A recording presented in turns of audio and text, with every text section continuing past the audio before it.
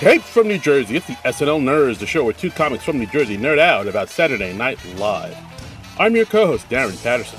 And I'm your co-host, John Trimble. Hey, Holy John. crap, that was fast. It was, right?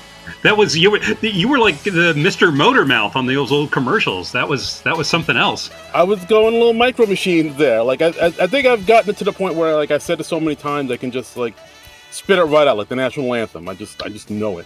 Sure. Well, I mean, we're 252 episodes in. That's going to happen. You know, right. It's time for us to start phoning in the podcast, basically. Yes, exactly. Just press that autopilot button and just keep it on cruise control, baby. Yep. Which certainly bodes well for our episode this week. Yes, absolutely. Because this week we got a guest. We got a guest. We're going to talk about another book. We're doing another book review. We're getting cultural in We're our literary. Yes, we are high-minded and highfalutin folks. And our guest tonight is the author of the book We're Not Worthy, from In Living Color to Mr. Show, How the 90s Sketch TV Changed the Face of Comedy. He's an author, voice actor, sketch comedian. Ladies and gentlemen, give it up for Mr. Jason Klamm. Thank you so much for having me. I appreciate it. Hey, Jason, thanks very much for coming on the podcast. We really appreciate you coming by. Well, this show is fun, and I know there are a few shows out there that are like going out of their way to celebrate sketch comedy, and I wish I'd have come up with this idea myself. Yeah, no, like this. We are two guys who just love sketch comedy, and we're both Gen Xers. So this book you have here about sketch comedy in the 90s in particular, this hits us right in the heart, right in the feels, as it were. Mm-hmm. Yeah, I mean, it's great, and it's a cool, broad topic for a book. I'm also very impressed that you got David Wayne from the State to write the foreword. Yeah, it's weirdly. It sounds like I'm just taking it for granted, but I literally forget every time, and I have to remind myself that somehow David Wayne wrote the foreword to my book. It doesn't feel real yet. How did that happen? Well, I interviewed him for the book, which, we could talk about that process, but that's usually just like, hey, somebody else, do you know David Wayne? And usually getting him that way. But it was a really good interview, and and we were both sort of archivists at heart, because he is the archivist for the State pretty much, and I am for my own sketch group and for a few other comedy groups. And or he's just a really nice guy and said yes because I asked. It's hard to say. Okay. Oh, well, cool. That's nice. I mean, that's quite a coup for you. Yeah. All right. Well, as we do with all our guests that come on our humble little podcast, we always ask them if they are or are not an SNL nerd. Like, I have a pretty good idea what your answer is going to be, but I want to ask you first. Like, are you a huge fan of SNL? Casual fan? Was there a performer or a sketch that had you coming back for more? Like, what? Take us through your history with SNL, and is SNL the show that got you into sketch comedy? Maybe it might not be, but it is not. And I'm not. This interview is over. Get out.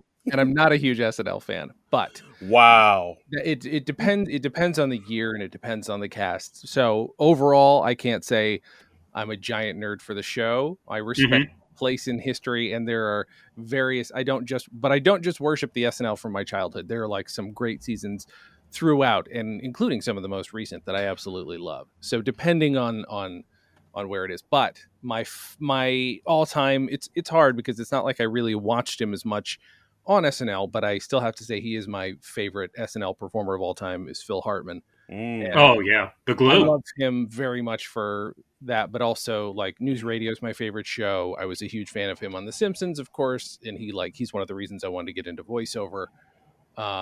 So yeah, he's absolutely the pinnacle for me. Okay. Yeah, I mean, you can come on the podcast. He's wonderful, and I love him, and News Radio, vastly underrated sitcom. 100%. I have one of his ties on my wall right now.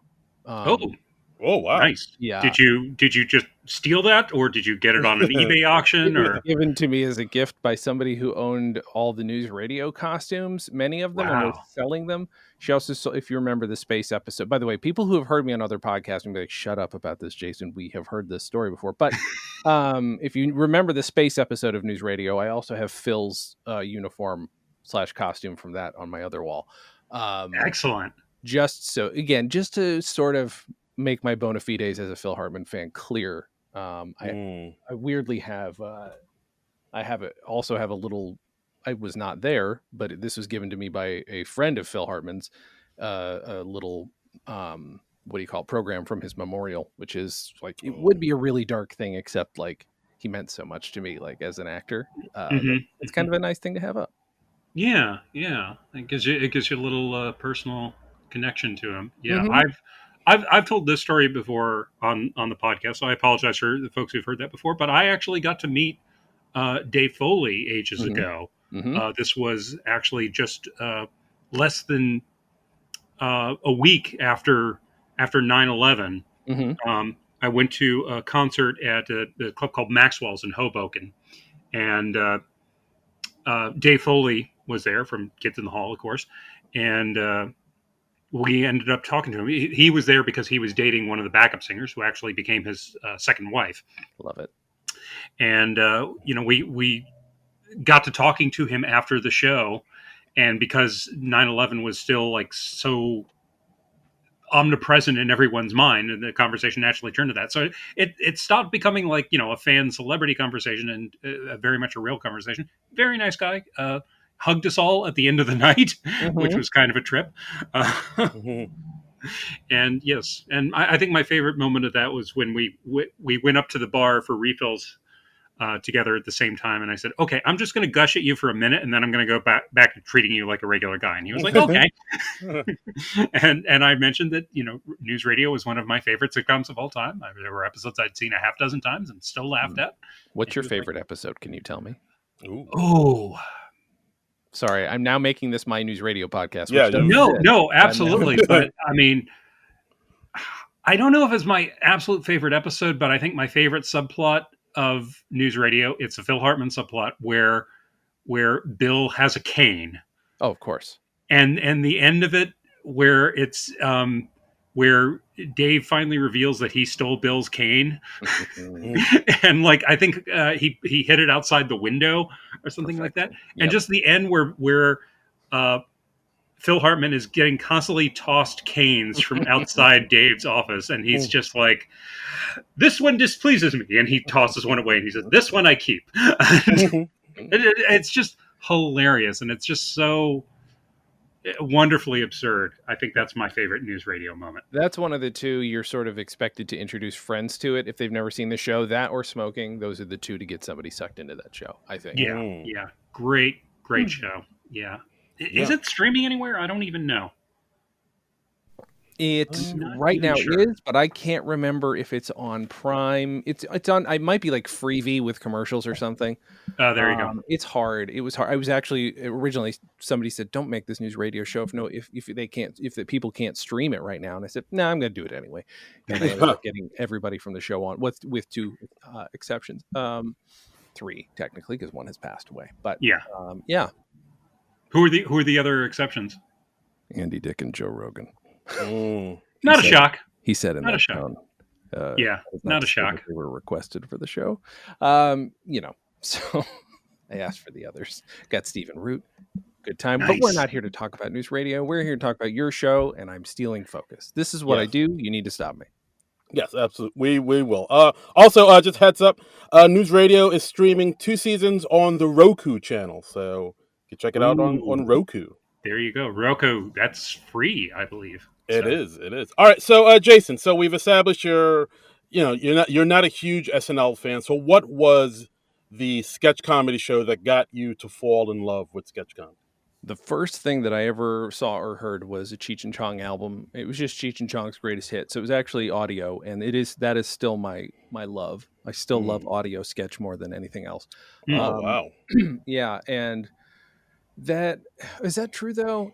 I say first, that's the thing that got me that's the thing that got me into making it. But the thing that made me love it first actually was In Living Color, because that's the first thing I probably watched, because it's still it half and half holds up. I would say 60% holds up, 40% doesn't. And the 60% that does hold up, oh my God, they're just the social commentary that people either take for granted today is going to be made on a show, or people don't have the guts to make anymore. Like, it's just so, it's so good. And that perspective had not been on TV for any extended period of time, and I love it. It's such a good Wow. show. In Yeah. Living Color, I would not have guessed that. Yeah, but I mean that makes sense. I mean, I remember like what that came out. I was probably in junior high or something. But I remember it was like that and The Simpsons. Like those were the two shows everybody always talked about the first thing Monday morning when Mm-hmm. they got to class. Like, oh my god, did you see? And it'd be like, of course, Fire Marshal Bill or Men on Film or something like that, where they would just there was always just that one sketch that just was just like so just blew everybody's minds with Yeah. how kind of raw and like how they went there with it. Mm-hmm. And yeah, you're right. It was like something SNL really wasn't doing. Like they were kind of being edgy here and there, but they weren't touching certain subjects like and Living Color was. And like Yeah. that's what set it apart. I'd say. And SNL at the time didn't have the most, they don't always, but they didn't have the most diverse writing staff, and In Living Color for the most part did. It was Mhm. diverse, but also mostly black, and invariably is going to change the perspective, and I love Oh it. yeah, absolutely. Yeah, I mean they were certainly edgier than SNL was at the time. I mean, partly because they were new, partly because they were on Fox, but Mhm. also, yeah, a lot of it was that they had a more diverse staff. Yeah. So, Yeah, no, absolutely. All right, so this is a question um, that we've kind of talked about a little bit on this podcast before. So the '90s, like, and why? Because sketch comedy and improv has been around for a while. It's been around, since the '50s or so, and there has been variety shows and sketch comedy shows, since then. But there was something about the '90s where there was this explosion of sketch comedy shows everywhere. Like you even mentioned on the cover of the book, like Ben Stiller, of course, SNL and Living Color, Kids in the Hall. Then The State came out, and there was, and towards the end of the '90s, we got like Mr. Show and whatnot. Like it was almost like there's like something in the water where it's just Hmm. and there's also like all these other sort of lesser known '90s sketch comedy shows like Exit 57 or House of Buggin Hmm. and The Vacant Lot. They were just constantly like sketch comedy shows like wherever you go. It's like and Mad TV. Like sketch comedy was almost kind of becoming like a hip cool thing. Hmm. So like I mean, do you have any thoughts on that? Like why in particular the '90s was the era where we just saw this big boom? I would say first, SNL is after 15 years a successful experiment. Even though by 1990, that's when SNL's troubles were not over, and they were constantly trying to say that it was going to get canceled. mhm. There's a constant. I don't know if it was ever on the verge of it, but that was how the press liked to pitch it. But We certainly got like a rash of Saturday Night Dead headlines yes, oh my around Mm, that time. yeah. The lack of originality there, not surprising, and I think the biggest thing is because in the 1990s we have this group of Gen Xers who were the first group of people who grew up watching Python in America and now have the chance to make their own shows. And I just think that influence is inevitable. That show, I think we started getting it here in 75, 74, 75. So, by that basic metric, kids in their 20s by 1990 definitely grew up on Python if they knew Sketch for the most part. And I think that's part of it. And also, Sketch was still the cheapest thing you could put on the mm, TV. I talk about it a little bit in the book, but reality TV eventually just subsumed it. It just took it all over, and it became the cheapest thing you could make and the most desirable thing for networks to make. And I think at that point Sketch was just very cheap, and there were way more networks, and they're all trying to come up with their own SNL. Yeah, yeah, mm. that makes a lot of sense. That makes a lot of sense. Well, I mean, what for you were the big standouts of the 1990s era? I mean, In Living Color always stands out because it's just very much right there at the very beginning, and it's funny because it burned out pretty fast. I mean, it Yeah. Yeah, got 5 seasons, but I think 4 years. It burned out so quick, and part of that is because all the air got let out because Damon Wayans was getting famous and Jim Carrey was about to become the world's biggest movie star. Um, That I State was mean, the yeah, one. that's true. Yeah, I mean, I remember once Damon left, the show just wasn't the same. No, and he did briefly come back, but he was getting paid $75,000 per sketch to do the show. Oh, Yeah, Per he was sketch. That's per interesting. Per sketch, sketch, not per so episode. he could come in for a day, make his all the money in the world, and then get the hell out. And Wow. yeah, and he was still treated as a cast member, even though he rarely interacted with anybody. I didn't know that. That's Yeah, interesting. the State is the other big one. The State probably stands out as my favorite, even though In Living Color got me into it. The State I saw before I ever would have seen Python myself, so I saw that Python influence, and in my head, these guys invented it. Then eventually I was like, oh, okay, you're supposed to go back and watch Python. um but yeah, the State's the other big one. I'm trying to think. Kids in the Hall, no, that's I mean, they're also undeniable, and I love that they're still making comedy. I did not understand them at all when I first saw them, and that made me want to keep watching more. I think they're just foreign enough. Yeah, yeah.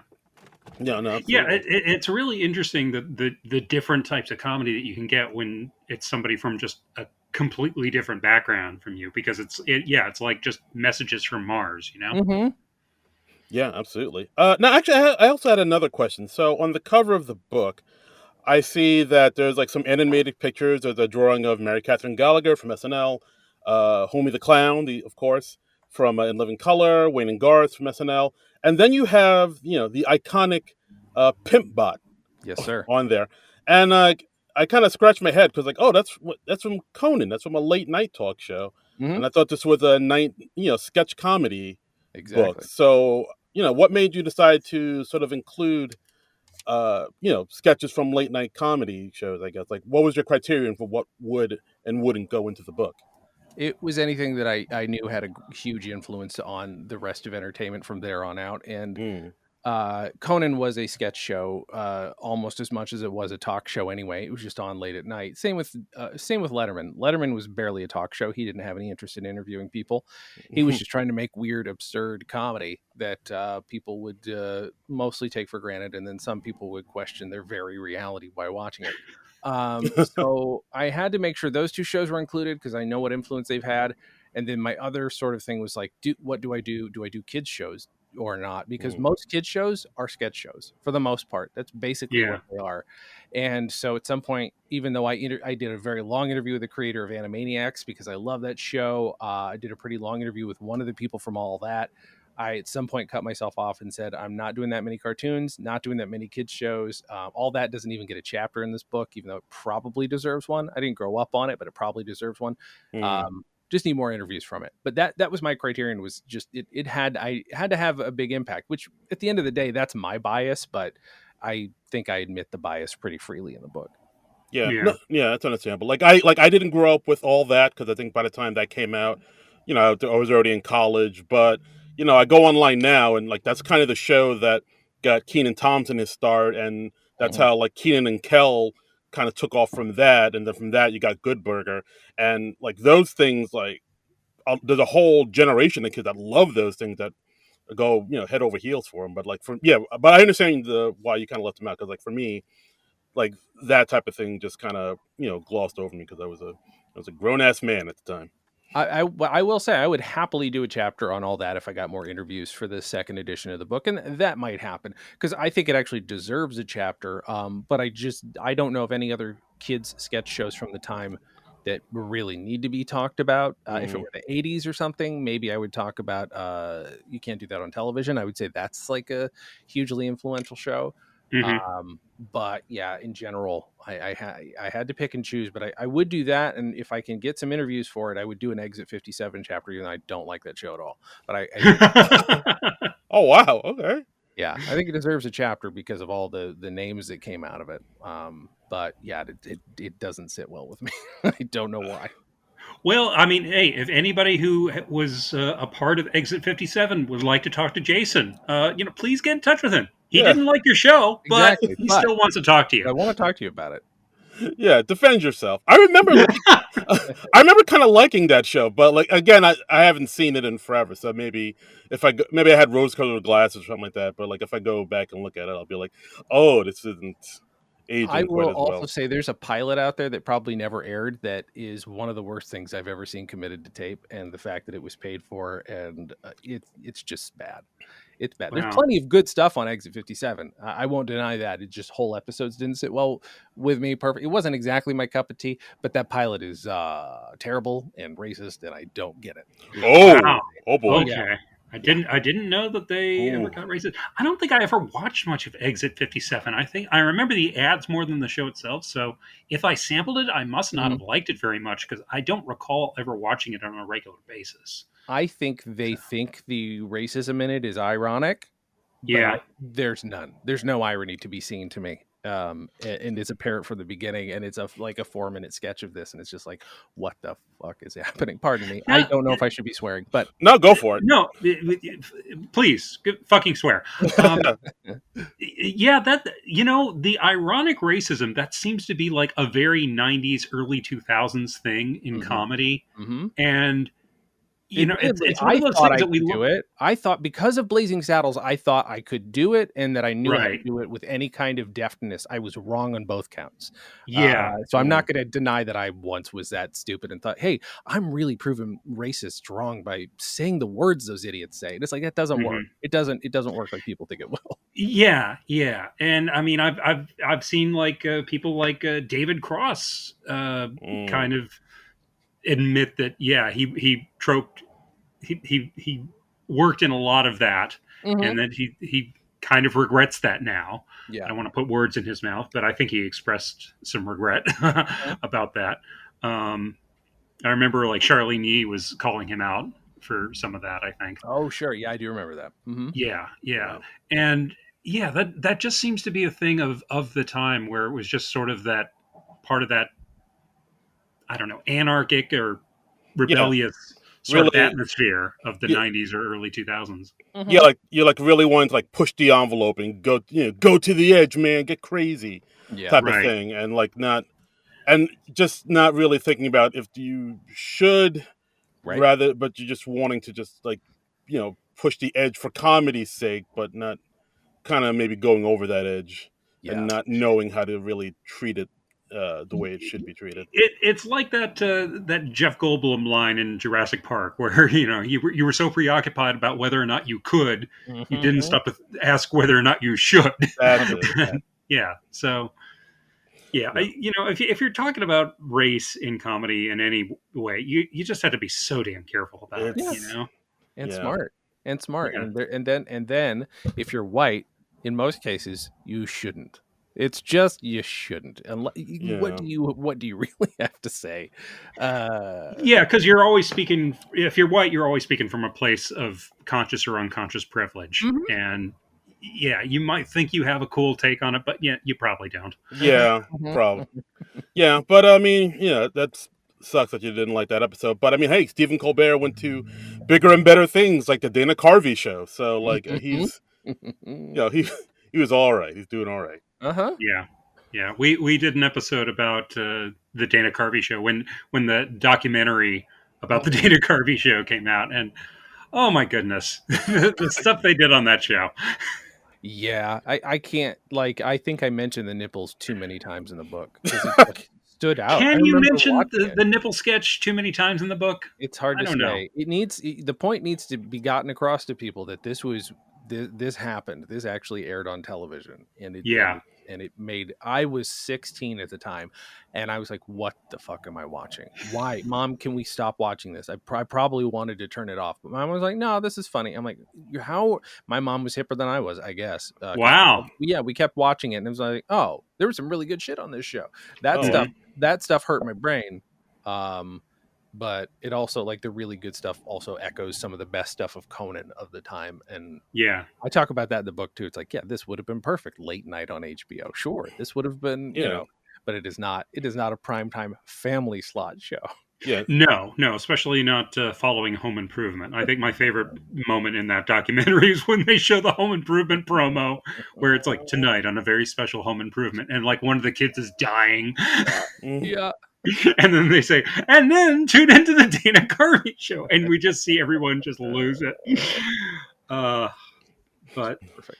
oh my god. But another thing I was going to mention is like you got the forward from David Wayne, and I think I also read that you also got to interview Kerry Kennedy as well. It seems like do you have like a good number of interviews in this book, and do you have one interview that really kind of stands out? I Uh, interviewed 150 people for this book, which is Wowee. too many. Nice. Way, It's a way, lot. way too many. I will never. I say this now, but it'll probably get. But I swear I will never do this again. It's too many. But I interviewed. Let's see, Carol Burnett, Bob Odenkirk, Nice. Oh, David Cross. Let's see. I can never remember Mike Myers. I can't remember who I interviewed. That's how spoiled I am with this book. Yes, Carrie Kenny Silver for sure. Julie Brown was a really fun one. Um, ooh, yeah, Tommy Davidson from In Living Color, Wayne Brady, because I do talk about improv in this because improv and sketch are linked at the hip. It's impossible not to. And then there's a Yeah. chapter in the book about Wayne's World, the movie. So I talked to Penelope Spheris, who directed it, and a few other people involved with that as well. damn. Yeah. Wow. Yeah, that is impressive. That's that is a murderer's row Yeah. of talented people. Did you talk to any comedy writers as well, or was Oh it yeah. mainly performers? No. I'm just naming the people who would remember, names that would immediately pop into people's heads. Yeah. Because I interviewed a couple of kids in the hall as well, but people who wrote for most of these shows, I interviewed Adam McKay, who was one of my favorite interviews of the whole thing, I'll bet. and one of the people who kindly gave me more time than he originally promised. But yeah, a lot of the people I interviewed were writers, famous and otherwise. One guy, Jim Wise, who's great. People might know him from. He wrote briefly for SNL, but people wouldn't know him from that. He was on this Groundlings TV show. He was also on that show, Even Stevens, as the coach. He he was in the room when Norm Macdonald found out he was fired from SNL. So I got to put that story in the book because I don't know if anybody's Wow. ever talked about that. I did speak with the co-creator of House of Buggin', which is a show I happen to love, and he had some of the best stories about censorship I have ever heard in my life. Amazing.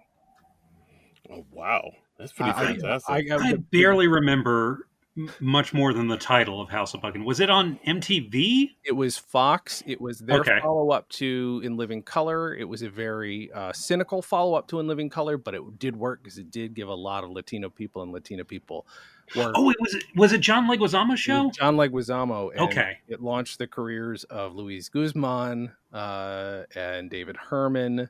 He's the only white guy in the main cast. The other people on the show have also worked well, but those are the names that I know best. Mhm. And it only ran one season, but it was very memorable to me. And I don't know, I thought it deserved its own chapter. It ended up being quite a good story, actually. Yeah, no, I mean, I appreciate that you include that because like back in the 90s, like I used to just watch sketch comedy shows just all the time. And like I do remember watching House of Buggin' and like you, I liked it. Like, oh, this is John Leguizamo's. I was a huge fan of John Leguizamo too, like his previous work, like his HBO specials and whatnot. And I just thought it was like really funny, like a predominantly Latino cast. This is pretty impressive and like almost unheard of, and like now you'd be hard pressed to find anybody that remembers it. It's not streaming anywhere. It's not on Nope. DVD. It's just like Nope. just gone to the histories of time. It's just like Yeah, that's almost the never hard happened. part. Like if you write a chapter about a show that isn't available except in fits and starts and bits and pieces, maybe one full episode somewhere, you're inevitably giving an incomplete piece, which is another reason why I'm like, I need to interview 150 people. They will have stories that A, should never be lost, and B, wouldn't have gotten. Nobody's going to ask them about. Nobody's asking him about House of Buggin', even though he co-created it. He's busy doing other stuff. Like, Yeah. so, and him telling me that the censors told him when he wrote it, they wrote a sketch about the Spanish Inquisition, and the censors came back with you can't put this in a sketch. And they said, what do you mean, why? They said, you can't make up stuff like this thing where the Catholics persecuted the Jews in Spain. And they're like, maybe I should You should read a book because they thought they made up the fucking Spanish Inquisition. That's At the Oh. very least, watch some Monty Python. Good uh-huh. lord. Right? That's a fair point. I mean, I'm thinking that's gutsy to do just for the Monty Python of it all, because like we're gonna do a comedy sketch about the Spanish Inquisition. Uh-huh. That's kind of been done. Yeah. Mm. Yeah. Wow. Yeah, and those kinds of stories go back. I mean, I interviewed the head writer of the Smothers Brothers. He had similar stories. Oh sure, I interviewed, well, he wasn't a writer. I needed somebody from your show of shows. So I did get Bill Hayes, who was not a writer, but he was a performer on your show of shows occasionally. yeah. And so the book does go back that far. I wanted to go back to the beginning of TV sketch comedy if it would be possible. And turns out it was. Oh, that's Okay. great. That's So great. so you start off with your show of shows and just kind of work your way up to the 90s? Yeah, like there's one chapter where I talk about one or two shows from the decades prior to the 90s to give people a very rough, quick primer on what sketch comedy was. And so I talked with people from that. I talked with Carol Burnett. Obviously, she had a show in the 90s, but I talked with her mostly about her show in the 60s. Right. Yeah. And And that show went into the 70s as well. Yes. Because I mean, I remember watching that as a kid, and that was probably my first experience with sketch comedy. And it was like 11 or 12 seasons. I can't remember. It went for a long time. Yeah, it went well into the 70s. Became an institution. Yeah. I mean, when SNL started up, I mean, they were kind of rebelling against the Carol Burnett style of comedy because that had become the establishment. Yeah. Yeah. Yeah. And then the state was trying to rebel against SNL because it had become the establishment. Mm-hmm. See? Yep. It's It's cyclical. It's Well, cyclical. I mean, what did you develop a new appreciation for any particular show in doing all this research and all these interviews for the book? Yeah, did you Yeah, learn anything or anything like that? I really expected that I would be looking back on most of these with sheer terror and horror. That didn't happen as much as I thought, because for 11 years I did this podcast called Comedy on Vinyl, where we talked about vinyl comedy records, and eventually you get kind of you sort of realize that most of them are crap. The ones that people keep coming to you with George Carlin's Class Clown for a reason. It's because it stands out. It's one of the higher echelon of comedy albums. I was really afraid I was going to get sick of sketch writing this book, and I ended up reappreciating stuff that I didn't expect, including in Living Color, which I realized I had a ton of sketches still in my head. Like the rhythms were still there, and I knew what they were going to say next or how they were going to say it next. And so, I mean, I think the state was obviously a nice rediscovery. Kids in the Hall, I've just continued to watch here and there. So that never really went away from me. I think the thing I ended up appreciating most were some of the shows that people have either never heard of or didn't last that long. House of Buckin being one of them. And then I also do a chapter on these guys called the Burt Ferschners, who had two pilots, only one of which ever aired. And I gave them a chapter because I wanted to talk about the sort of like one-hit wonder nature of a sketch group, which is rarely ever covered. You only hear about the ones who make it. Yeah, that's a good point. I mean, because the odds are kind of against you getting big time success. Yeah. And, I kept asking. I was asking anybody I spoke to. It's like, did you work on any pilots? Anything that I would not have seen? And rarely. Every once in a while, the guy who plays Phil in Wayne's World, the guy who's going to puke in the back seat, he co-wrote a pilot with Paul Feig. He couldn't find a copy or give me a copy. I was really hoping to read that for the book. But like, I would every once in a while, somebody would be like, "Yeah, we did this." Brian Stack from Conan, he worked on a pilot for The Onion, a 2-episode pilot, and because I asked the Scott Dickers of The Onion if he could digitize them, they're now on YouTube, so you can see the 2 Onion pilots. Oh, nice! Yeah, they're actually very good. Oh, fantastic! And also, so do you stick to like sketch comedy shows in the U.S.? Do you dip your toe in the UK comedy stuff? Like, I mean, of course, there's Monty Python, but then there's also French and Saunders or Benny Hill or anything like that. Do you kind of For get into the that? intro chapter, I had to absolutely include Python because of their influence over here. And throughout the book, it's North American comedy. So I do have a separate chapter on other Canadian shows, which there weren't a ton of that we would even know about over here. There are a few that I didn't cover in the book because I couldn't get any interviews or get enough info on them.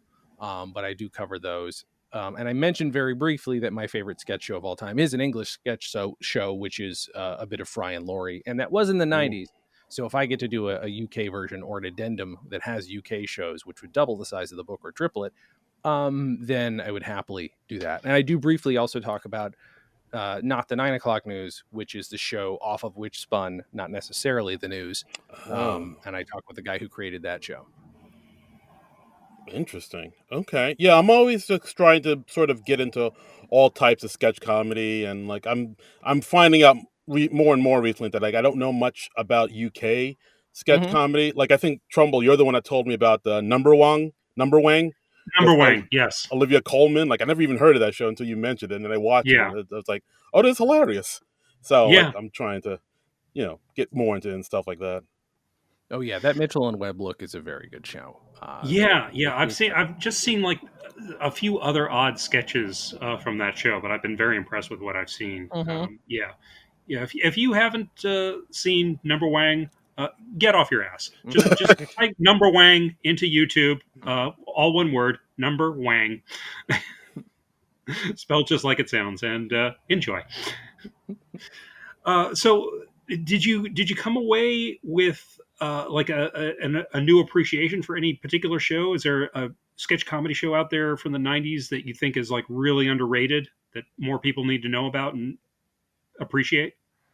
um, he said as he grabs his book. I it's hard to say. I don't think enough people actually know about the state. I do think plenty of people know plenty of the stuff those people are in, but don't realize that Mm. they were all in a TV show together, because it Yeah, also doesn't seem practical that 11 people would star in a sketch show, because it is impractical. It's yeah, kind of insane. Let me look, because I'm sure there's a show that I'm not thinking about that maybe, the Ben Stiller show, boy, because there were two Ben Stiller shows, neither of which they weren't very similar to one another. Um, the Ben Stiller show is very good, and I think that show's impact on how sketches looked and being filmic, I think that may be one of the more important shows that doesn't get talked about enough. It does yeah. occasionally, but maybe not enough. I mean, it's become one of those things that's kind of famous as a canceled too soon. Yeah. Yes. And also just because Ben Stiller and Bob Odenkirk and Andy Dick and Jeanine Garofalo, they all became so much bigger later on. It's Yeah. sort of looked back on with these rose-colored glasses of like, oh, they just didn't know what they had. Mm-hmm. Yeah, like again, that's another show that I loved as a kid growing up. Like just to me thinking that it was like a show that it seemed like no one else in my school knew about it, but like I loved it.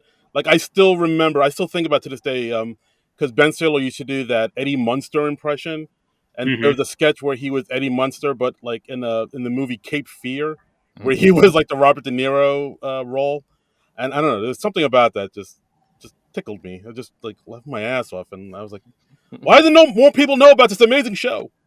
And really, that show only existed because Ben Stiller wanted to become a director. For the most part, he was just Right. like, "Let me express this thing. Let me eventually get this out." And now he is, obviously a well-known director. And if anybody's seen Severance, I think that's 30 years Oh, waiting. It's 30 years payoff on something he's been trying to do.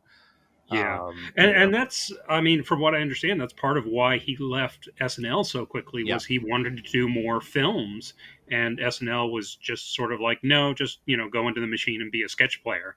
yeah. Don't go to Which, SNL if you want to stand out. That is not. yeah, yeah, hmm, yeah. very true. Like Darren, you just posted a story today that was like an excerpt from Leslie Jones's new book, talking about how like she was just sort of in the machine at SNL, and they just wanted her to be a particular thing. And Yeah, that's just very much how that show works, I think. Mhm. yeah, it's unfortunate, but yeah, it is. So all right, so it seems like the book, primarily focuses on the '90s, but you also talk about, sketch comedy shows in the past. Do you also talk about sketch comedy shows after the '90s? Like Chappelle Show, The Whitest Kids You Know, Kroll Show, Human Giant, anything like that? I do Key and very Peele. briefly Key and touch Peele. on Key and Peele and I Think You Should Leave and Black Lady Sketch Show. Hmm. There are a lot of interim ones I could have. Any of those that you mentioned would have been worth talking about. But Yeah, I think, yeah, I do briefly touch upon them in the book, in the sort of epilogue of the book, just to say, here's where sketch comedy went after the 90s. Here's where it might go. I have no real predictions, but, Mhm. you have to sort of figure out what this history says about what's going to happen next, if it even hints at anything. Yeah, because like I know, like after in the early aughts, like Comedy Central really seemed to be banging out a ton of like sketch comedy shows, or just giving like a comedian a show and then just putting out sketch comedy shows. Like like probably after the success of Chappelle, then we got the Kroll show, and then Inside Amy Schumer and Mind of Mencia. Like Comedy Central was like kind of had its was just pumping out sketch comedy shows just constantly for a Yeah, I while. think it's no surprise most of the ones we think about are Comedy Central shows, because it was probably the only place keeping it alive until Netflix happened, and they started experimenting a little bit. Yeah, like it's yeah, absolutely. I mean, there were a few other plays like Portlandia was like later on that came out, and now like that damn Michael Che show came out for like a couple seasons.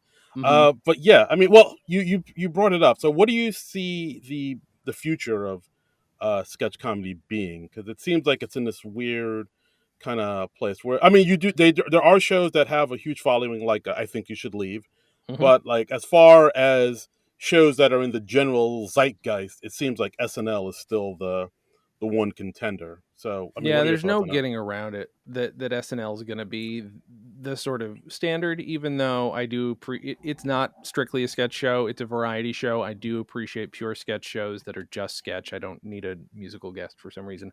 Mm, It's never my preference. Which weirdly, though, if you're in the audience there physically, most people are there actually for the music. You can tell, it's obvious, Hmm. because they want to, they want a free ticket to see their favorite band or whatever. mhm, But the future, you know, still lies somewhere on the internet, but not. I don't think, I don't think the future of sketch is 10-second sketches on TikTok, as much as there are some honestly perfect sketches on TikTok that are 10 seconds. I think those people are going to become writers potentially.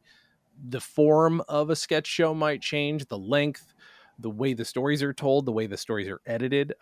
It's I was talking to Carrie Kenny in the book, and mm, she Carrie Kenny Silver, sorry, and she said, I was watching TikTok. My son was watching TikTok, showing me TikTok videos, and it cut the end off of the person's word. And I'm like, why did they do that? And her son just looked at her like she was an idiot. She's like, because that's just what comedy is now. Like, that is how you sort of signify, like, there's a new editing language developing because of the internet.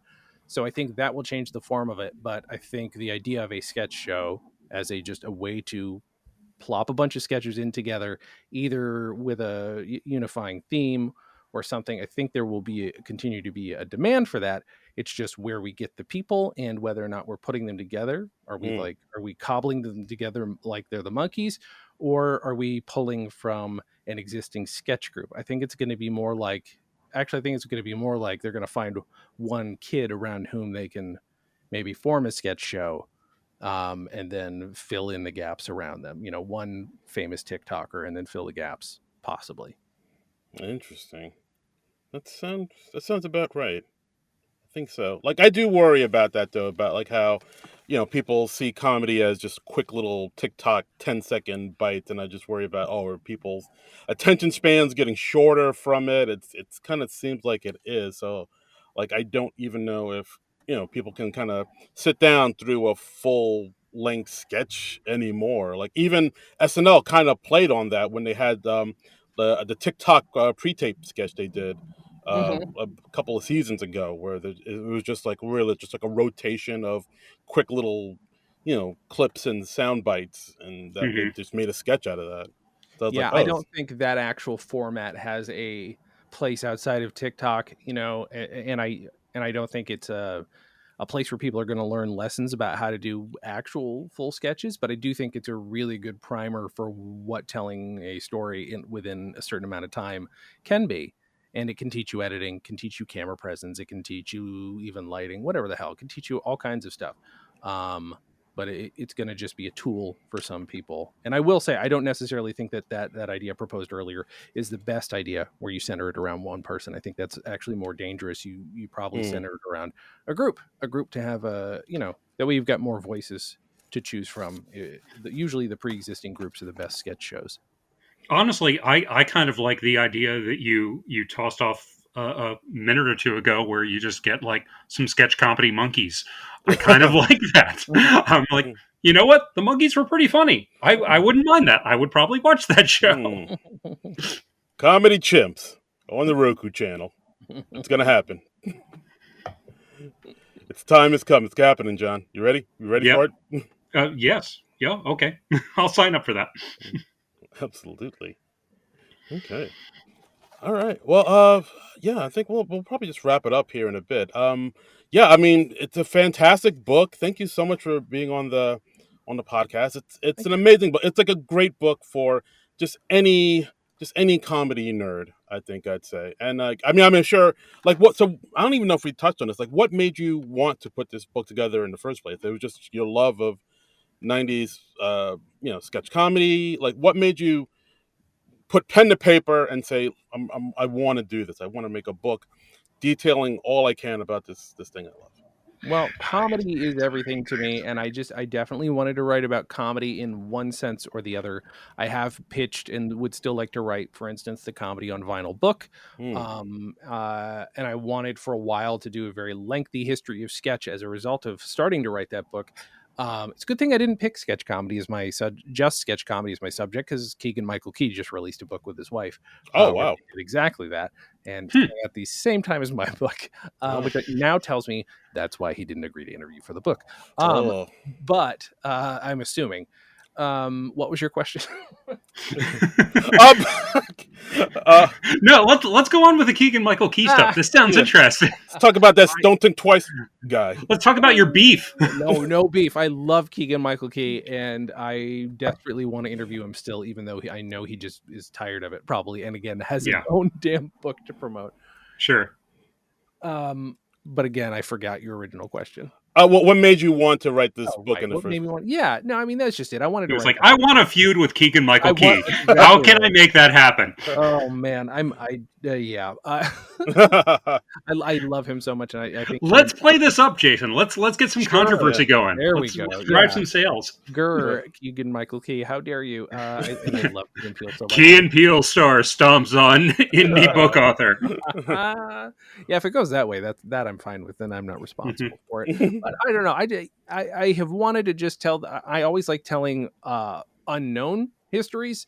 Yeah. I've done it before. I've been like trying to uncover comedy mysteries with some podcasts I've done, and so I love sketch, and I figured I'll bet there's a ton of shit I don't know about 90s sketch comedy, even though I think I know a ton. And it turns out, yeah, there's so many shows I'd never heard of. I talk about 50 or 60 of them throughout the book. And I know there are more. I know there are tons and tons of pilots, more than that. But yeah, I like to uncover stuff that people have never heard of. I know that there are going to be some stories in the book that you have heard, because I do have to sort of tell the linear story of SNL, which has been written about 1,000 times. I have to tell the linear story of the Dana Carvey show, which is in a documentary already. So that stuff is in there, but I wanted to tell it through these interesting, fun stories of people that you may or may not have ever heard interviewed about these things.